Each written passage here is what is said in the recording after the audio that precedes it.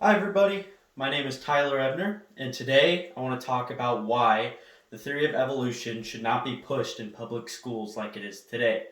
And before I start, I want to state a quote by H.L. Mencken, who says, "The aim of public education is not to spread enlightenment at all.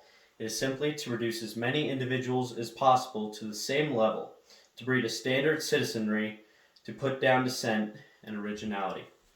Now, the theory of evolution has been pushed in public schools for years, and it has essentially become the standard teaching for how humans and other life forms came to be.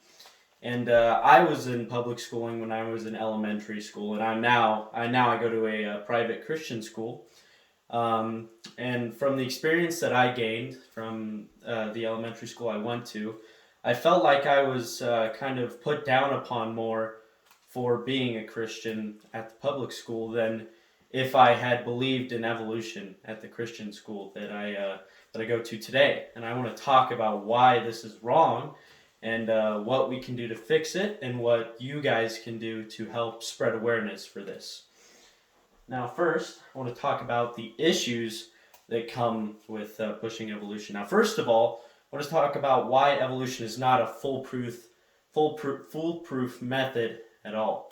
Now, a lot of people may want to say that evolution has no flaws and that the reason that it's taught is because there's nothing wrong with it and it's been proven. But that's just factually not true.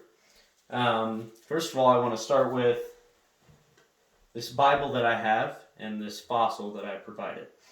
Now, you may look at one and think that it's a better proof than the other. You may think, right, we found this in the ground. We can prove that this was from a mosasaurus. It's a mosasaurus tooth. Whereas this is a Bible that was written by humans that may be unreliable and might not be accurate in the information. But the fact of the matter is, that's not true.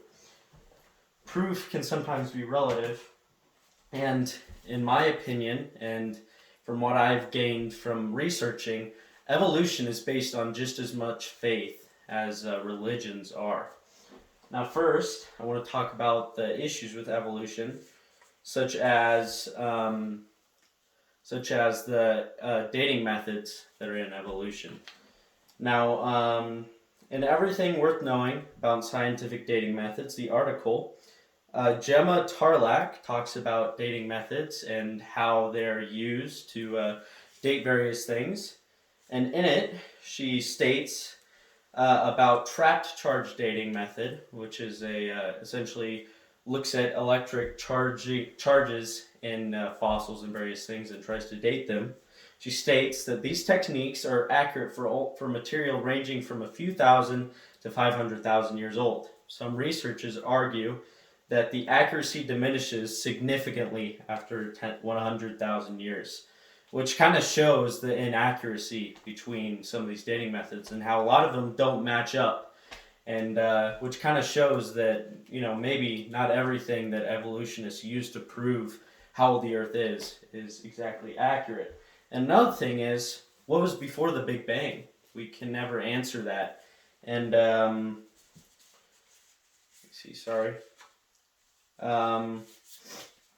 Now, Alistair Wilson from BBC states, "The most that we can say with confidence at this stage is that physics has so far found no confirmed instances of something arising from nothing. We cannot prove that the Big Bang came from nothing, that matter just somehow appeared out of nowhere." And these are kind of the issues with Big Bang, which shows that it's not foolproof.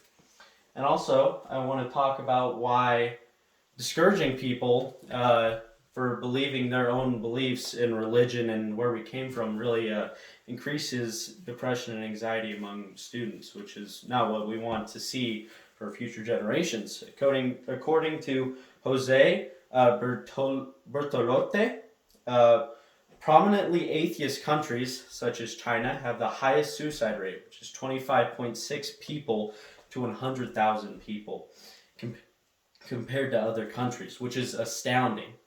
And the fact of the matter is that China pushes the atheist beliefs and does not allow a lot of religious freedom.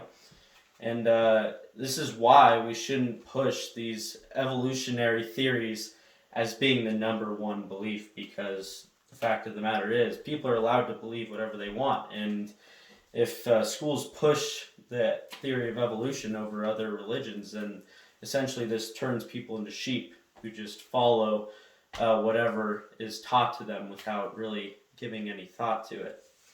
Now that I brought up the issues of why pushing evolution is wrong and how it can affect people, I want to talk about the solutions we can provide.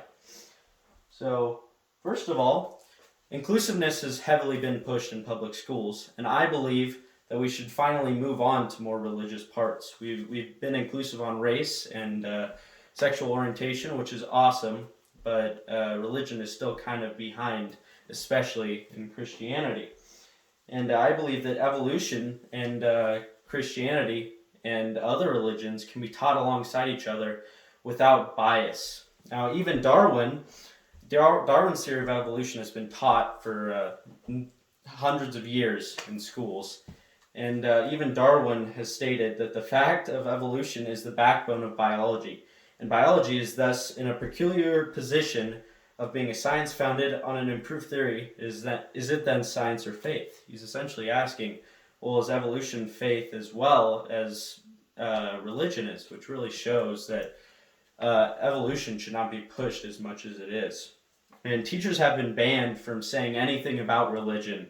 And I believe this is wrong because students can believe many different things. I think it's important that we allow these beliefs to be said. Now, another thing is Pew Research Center has stated that in these and other decisions, the court has repeatedly stressed that the Constitution prohibits public schools from indoctrinating children in religion.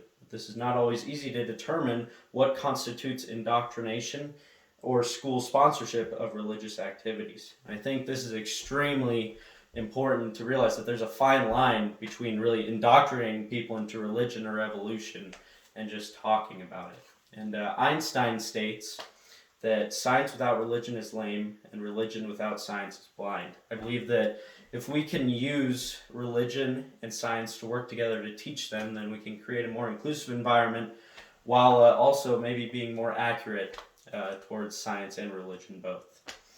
Now, lastly, I want to visualize for you what this would do. Now, I'm sure if you are not a Christian or if you have a different religious belief, I just want to help you to imagine, what if your child went to school and you were teaching them Christianity or Buddhism and they were just being taught about evolution or something that you didn't necessarily agree with?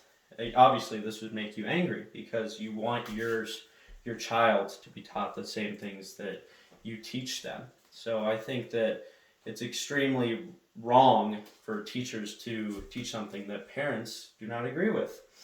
And in a 2021 debate, Virginia's gubernatorial race between Democrat Terry McAuliffe and Republican Glenn Youngkin were talking about the role that parents have in schools.